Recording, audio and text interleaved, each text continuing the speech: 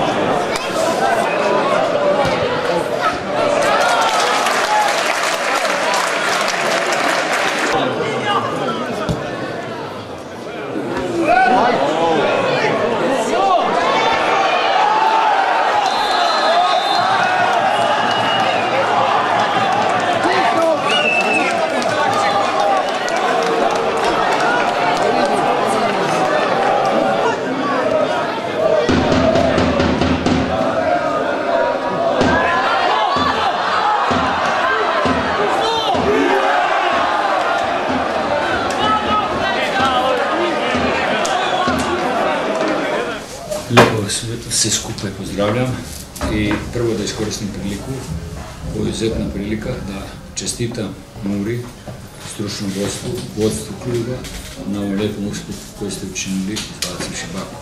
Dakle, jednu vrlo kvalitetnu ekipu. Odigrali ste izuzetno taktički disciplinirano, za pohvalu, za ponos slovenskog nogometa. A i danas smo vidjeli s kim imamo posla, dakle jedna jaka Mura.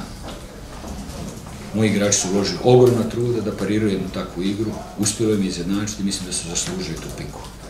Jednom i drugom možda čestitam na sportskoj fair borbi. Sve najljepše želim vam za četvrtak protiv CSKA. Dakle, ukoliko uspijete, a to je moguće, u nogometu sve je moguće, bit će to velika stvar za Muru, za kompletan slovenski nogomet. Hvala. Jaz isto pozdravljam vse prisotne. Bi se zahvalil treneru na čestitkah. Hvala. Za naša tekma je bilo po četrtkovi za nas zelo težko, kajti nekateri igrači so iz četrtkove tekme še imeli poškodbe. Tudi ste poznali, da je Majer bil bolan, se mogli napraviti zamenjavo, ki se nam je tudi taktično poznalo pri rošadah igralcev. Mi smo imeli prvi polčas 3-4 izredne priložnosti za zadetek, nismo jih znali izkoristiti. Drugi polčas smo povedali, potem pa ne vem, zakaj smo se povlekli nazaj, nismo več igrali. In smo prepustili inicijativo gostujoči ekipi. Na koncu je rezultat realen, 1-1, in bi čestitev kolegi za fair borbo.